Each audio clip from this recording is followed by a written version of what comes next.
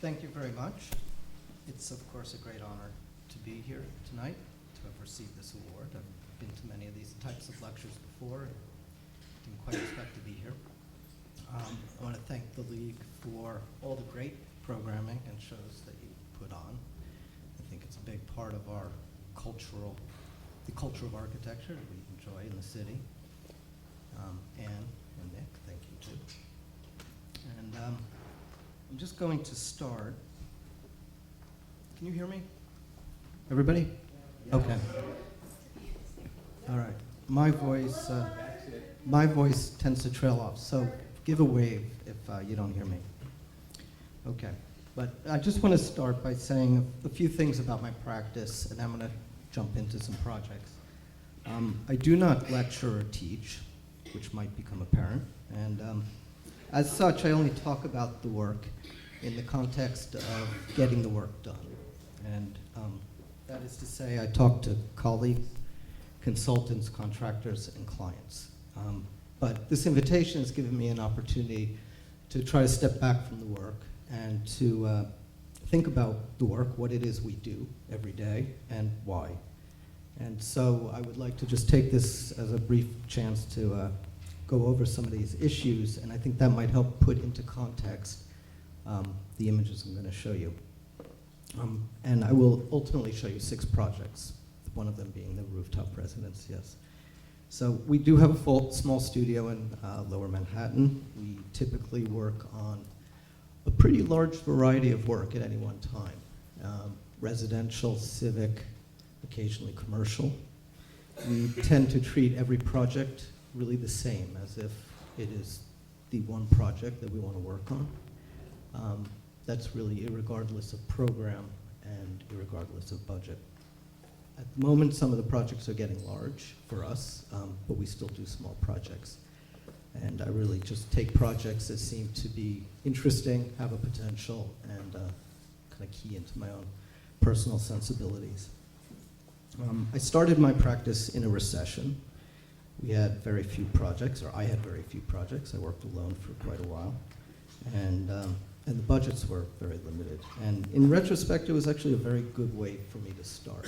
I was able to focus on everything that I did and realized that that really was the only way to work. I'm not much of a delegator, I have to say. And it also seemed very natural to me to work with the kind of economy and modesty that the economic climate demanded at the time. And I think finally it really taught me to edit the work. And I think as designers we make an awful lot every day, and one of the key things we need to do is know what to let out the door. It's also been clear to me in going over the work that what I've really aspired to do in each project is to really just make something happen. And this often meant with almost nothing, and with the kind of slightest of means. And I think it hopefully will come through in the work. The work, I think, always needs to show a order. And it's really in the finding of an order that we find a way to express and organize the variables of a project. Simplification does not ignore the order, or does not ignore the complexity of each project, but it processes it into something that hopefully becomes comprehensible and manageable to us and then to the user. Our work is for people. Clients are the most obvious recipients of the energy devoted to each of the projects. But our work is also always for a much wider community. And it is through our own empathy, I think, as architects, and this would go for all of us, that we can anticipate the needs and uses of people, our present tense clients, but also those future tense people who are going to be inhabiting our projects. And finally, it should be said that our work is not just produced for people, but is produced with a group of people. And that, of course, includes the architects in my studio, the consultants that we have to work with on every project, and the people who build our projects. This is the last project I want to show tonight. This is a writing studio and library. And the site of this is 2 hours outside of New York City. The building stands alone on a 2-acre site. My client's home is on the property adjacent to this property. And I was asked to design a space for writing. My client is a historian and a critic. And the studio is used for that purpose, I think primarily in the morning, or at least in the earlier part of the day. And then we designed the studio so that during the evening it could be used for music and listening or watching films. So there's sort of a binary quality to this project. This is a sketch of a very first sketch, and this came out of a discussion we had on site about the qualities of the site. And one of the things we determined right away was that the writing space really should be up in the tree canopy. And so out of that came this idea of a portal, and from that portal, a staircase immediately arrived at. And from there, an idea of form started to develop, and that was really about having a threshold as you go from your normal daily life to your perhaps special work life. And that threshold becomes this door, and that door I wanted to be a singular element, really the whole facade being a door. This is the studio located at the edge of a flat park-like space. It's a lovely site. You can see the door. Well, this is where the door is. So the door really is at this threshold between the open space and the thick woods. And you can see through the woods from the studio this tidal creek here, which is at the west edge of the site. It's a view of the study model on the site. Okay. This is it was an early image from the development of the project. It's a collage with a different study model. And this project, like most of the projects we work on, we design very much with models. We design the models for form, we design the models for understanding the parts, and we work with models, I mean. And we work with the models very much to understand the daylight accurately. I find that it's really the only way we can really accurately understand what we ultimately are going to be working with when it becomes built. This building was very much, in my mind, meant to present a very minimum amount of information about itself to the exterior. I wanted a very enclosed space, a very kind of taciturn or private space. Now, after this, I'm going to show a very quick, short outtake from a film which was made by David Vigezzi. He's a director who directed a film for C-Lab, which is at Columbia University. And I think that this segment explains something about the scale of the building.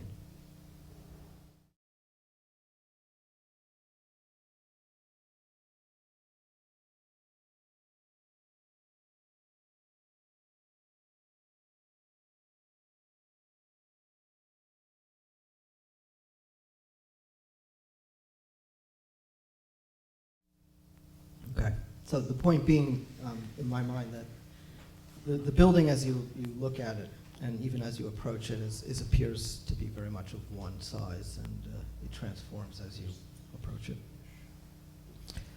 The plan, this is the entryway here. It's a very small entry, and then a stair up to the writing studio. The studio has this very large west-facing window, which the desk is located right in front of. There's a bit of a core here, and the core has the services, kitchen, bathroom, mechanical, AV.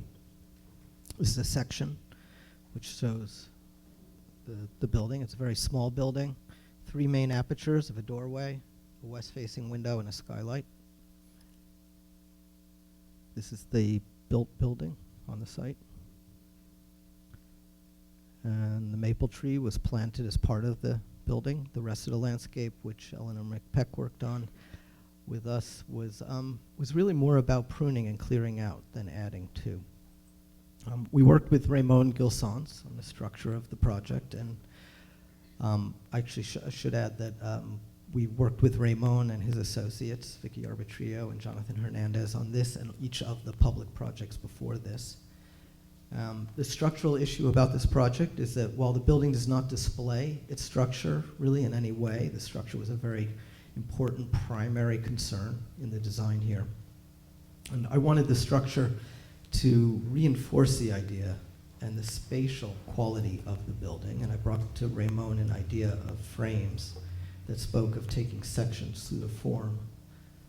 And Berman designed an elegant series of portal frames. This is the first frame, which is around the entry door.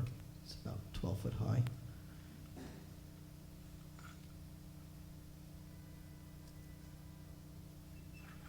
So there you can see how the frames come together. These were all shop built out of steel. They were brought to the site and bolted to the grade beam foundation in a day, and thus created an exoskeleton structure. And then here you can see the building actually under construction, the frames, and then a combination of shop built and stick built wood framing here. The entry door is set back enough to create a protected space right at the entryway. It's a space just large enough for one person. This is the stair up. It's a concrete floor, which is your terra firma, and Douglas fir steps and a Douglas fir core, and then the bookcases are also all out of Douglas fir. This is the view when you arrive at the top of the stairs.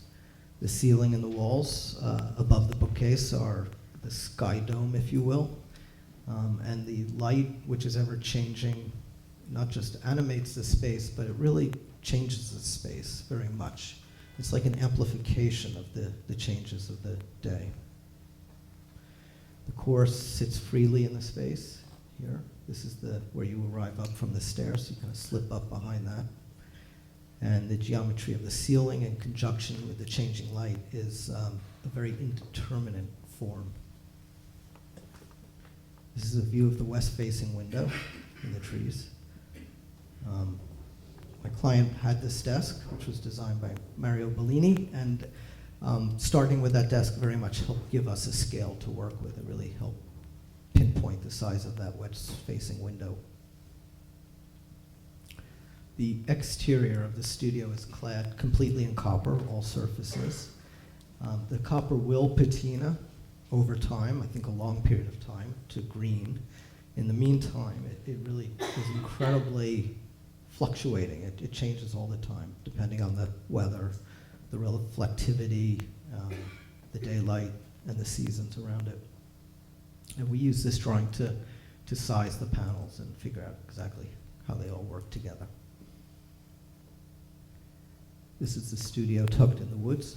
The desk is in the window. You can see how the copper might be very matte and purple here, and then here it just dissolves right into the sky. Following this, I'm going to show another clip from that video, give you a better idea of some of the other spaces.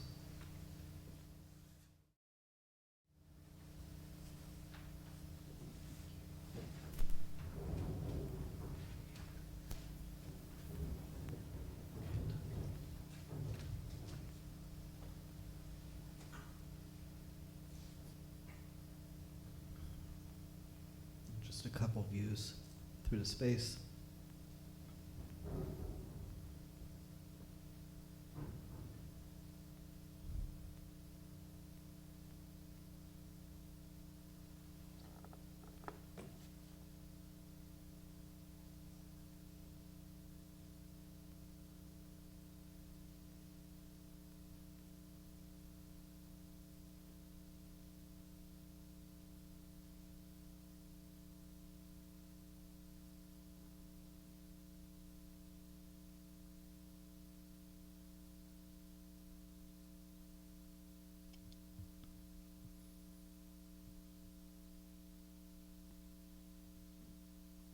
And a final view of the building, the cantilever in the trees.